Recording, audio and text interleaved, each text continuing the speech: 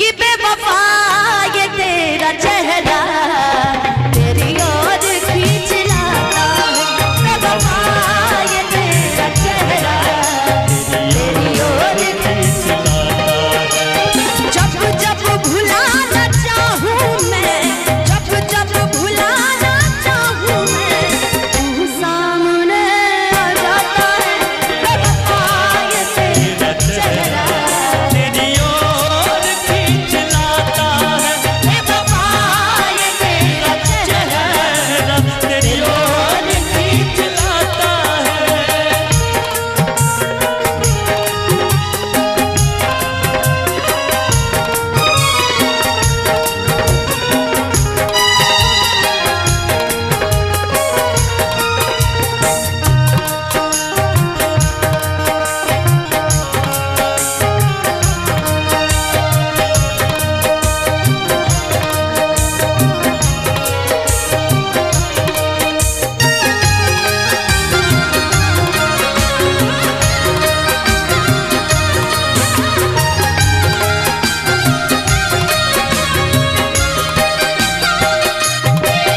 चाहत ना तुझको पाने है ख्वाहिश भूल जाने की।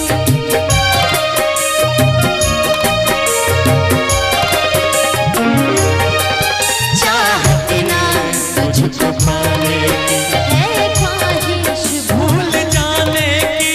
अब आदत हो गई है तेरी याद दिल को वाले की। अब आदत हो गई है तेरी याद दिल को वाले। अब जब अकेला रहता हूँ, अब जब अकेला रहता हूँ, तेरा मिलना याद गाता है, बेवफा ये तेरा चेहरा तेरी ओर खींच लाता है, बेवफा ये तेरा चेहरा तेरी ओर खींच लाता है।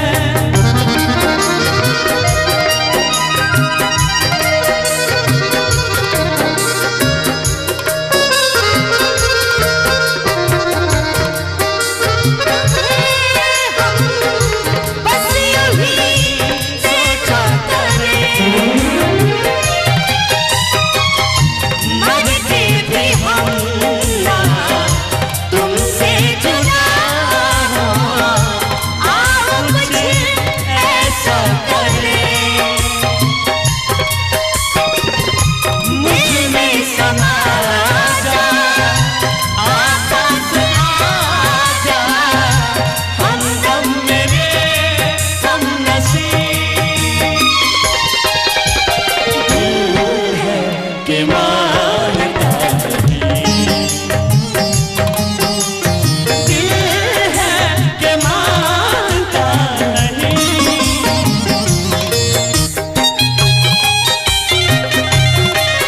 तेरी ओर खींच लाता है, बेवफा ये तेरा चेहरा तेरी ओर खींच लाता है। देखिए रंजीत सर बुला रहे, सुन लीजिए। तुम पास रहकर अनजान हो गए हो, अब दूर क्यों खड़े हो, अरमान हो गए हो।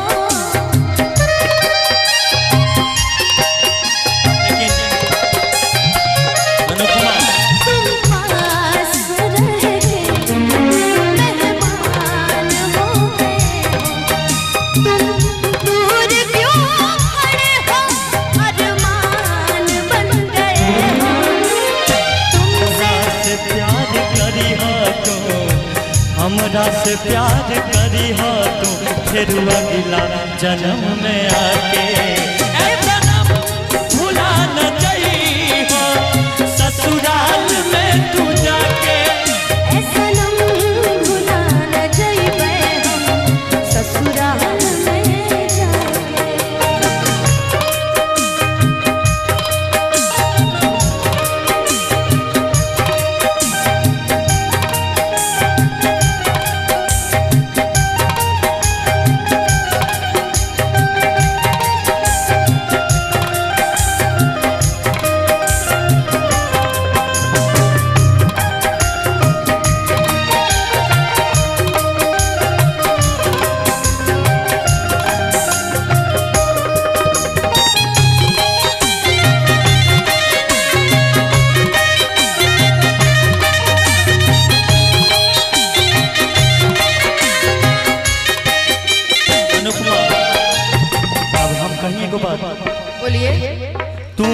कैलू बेवफाई हम भी नहीं के हार जाए केकरा से काजी सिकवा तू न कैलू बेवफाई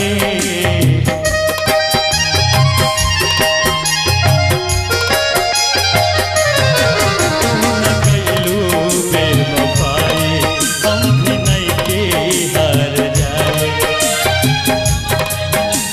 यारी भैया की तरफ से याराना 1001 रुपये का आशीर्वाद हमरा से प्यार करी हो तू हमरा से प्यार करी हो तू फिर अगला जन्म में आके भुला न जाइहो गोरखपुर में जाके सनम भुला न जाइहो गोरखपुर में जाके हमरा से प्यार करी हो तू हमरा से प्यार करी हो तू फिर अगला जन्म में आके सनम भुला न जाइहो ससुराल में तू जाके सनम भुला न जाइहो ससुराल में तू जाके सनम भुला न जाइहो ससुराल में तू जाके सनम भुला न जाइहो ससुराल में तू जाके भूल तो न जाइए बक पगला पक्का ना काहे कि एगो बात याद आता है ना कि हंसना तो हर लड़की की अदा होती है हंसना हंसना तो हर लड़की की अदा होती है इस अदा को जो अपना समझे वो दुनिया का सबसे बड़ा अच्छा इंसान होता है ना ना सही है रुपेश भैया कुछ बोलेंगे कोई बात नहीं। अगर कोई लड़की आपको घास नहीं डाले तो इसमें शर्मिंदा होने की बात नहीं है, घबराने की बात नहीं है, क्योंकि आप इंसान हैं, गधे नहीं। हाँ सही बात है, आप इंसान है, गधे हैं। अर्चनी एक